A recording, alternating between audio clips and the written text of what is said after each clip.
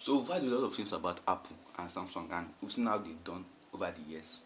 People work with Apple versus Samsung, Apple versus Samsung, Samsung versus Apple. Today, I want to tell you the major difference. What actually sets Samsung from Apple? What's the major difference between the two of them? So today, let's jump right into it, and I'll tell you the difference between all of them actually.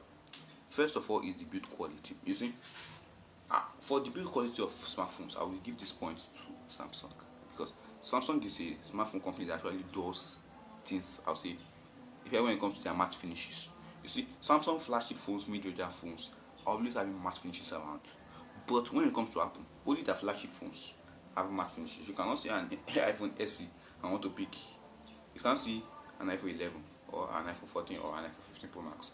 I want to pick an iPhone SE, right? Because even the matte finish, the build quality of both are different. But Samsung, no. Samsung makes sure that their build quality is actually constant throughout all their lines of smartphones, which is really good for them, and I really appreciate, because it's one of the things I actually really love about this smartphone company.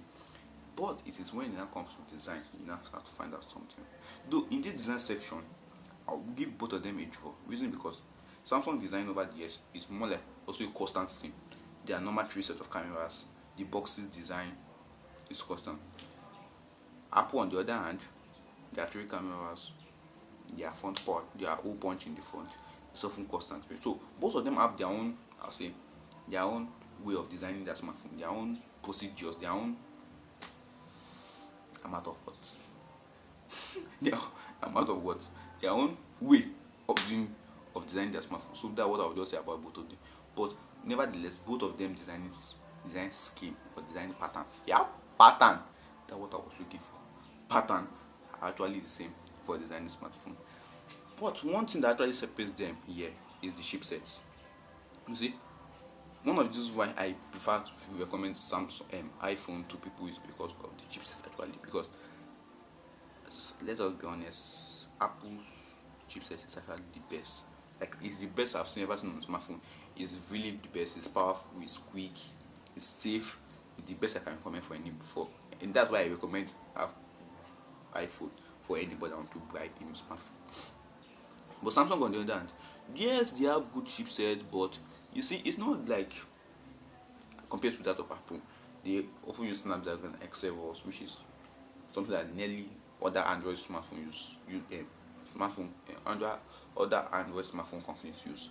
But compared to that of Apple, we just use the A1 chip or the M1 for their MacBooks, find that it's personally built for their system. Though they one or two different software, but at the same time, based on power things we check about them, you find that both of them are actually really different. And this point goes to actually Apple, because Apple's CPU is one of all chipset, one of the major reasons why people actually go for it.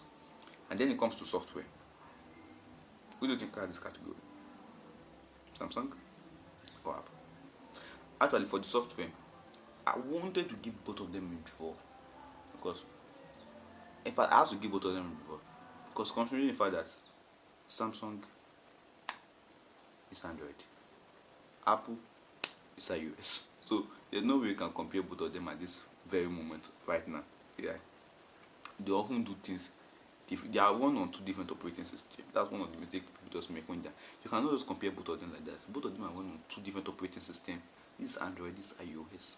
Their software is going to be different. Their chipset is going to be the same. Their power is going to be different. Even the design, the interface, the UI UX is going to be different. So it's something that you don't have to expect like that. You cannot be the same phone. If it's two Samsung phones, fine. If it's two Android phones, you can compare that, and they are not two iOS phones. So once you're comparing two different things together, that's one very important thing for you to notice, because it's like you're comparing a Lamborghini to a Tesla. One wants an engine, one's electric. So they are different things. But what actually makes Apple extra special, and what actually makes Apple extra special, I would just say there are just two things. There are just two caveats that make Apple extra special, and one of them is their processor. Apple's chip is actually faster. It's one of the fastest chip I can say I've ever seen on a smartphone. The current iPhone 15 phone chipset is almost, or I would say, is close to that of the MacBook. So which is actually showing how fast it will be and how good it will be. The second thing also I would say about Apple is their ecosystem. Apple's ecosystem is like, I would say, strictly based for only Apple products, Apple users. like they don't allow other Android users to just get that inner experience of how they are doing and what they are actually doing within. It's very very tight for them. They just want to be strictly Apple, and it's often sometimes over the board, because sometimes it just feels annoying when you feel like you cannot, you know, cannot drop your friend, stuff like that. So it's always different. But Samsung on the other hand, what actually makes Samsung special to that Apple doesn't have? And that's just one thing. Okay, there are two things. First of all is their camera. I would say Samsung cameras, people often talk about it. That's one of the best comparison people often talk about. Samsung cameras versus Apple cameras. Which one's the best? Stuff like that.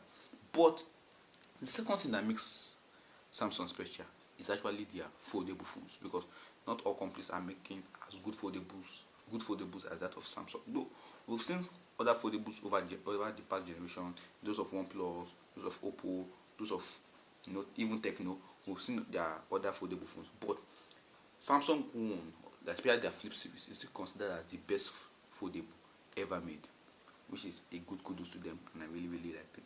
But so after looking at everything now, looking at the build quality, look at the design, look at the chipset, look at the software, look at some Apple's extra feature, look at Samsung extra feature. Who is the winner? Who is actually going to be the best? Who is actually the best? Who will just end the fight right now? Which smartphone is actually the best? Apple or Samsung? Well, I would say it's going to be Apple. Yes, there was a time I once supported Android fully, but over the years, Apple has been trying to prove that it's not just because it's a big name, or it's not just because it's an expensive flagship phone. They've been trying to prove some other things. Their cameras are good, their chipsets are good, the phone design is awesome, processor is fast, and the ecosystem is marvelous. So, what is there not to pick Apple for? But if you still want to pick Samsung, fine, pick the flagship S series smartphones. Subscribe. Let us end the war right now. Subscribe. Jesus is coming soon, and I'll catch you guys in the very next one. Bye.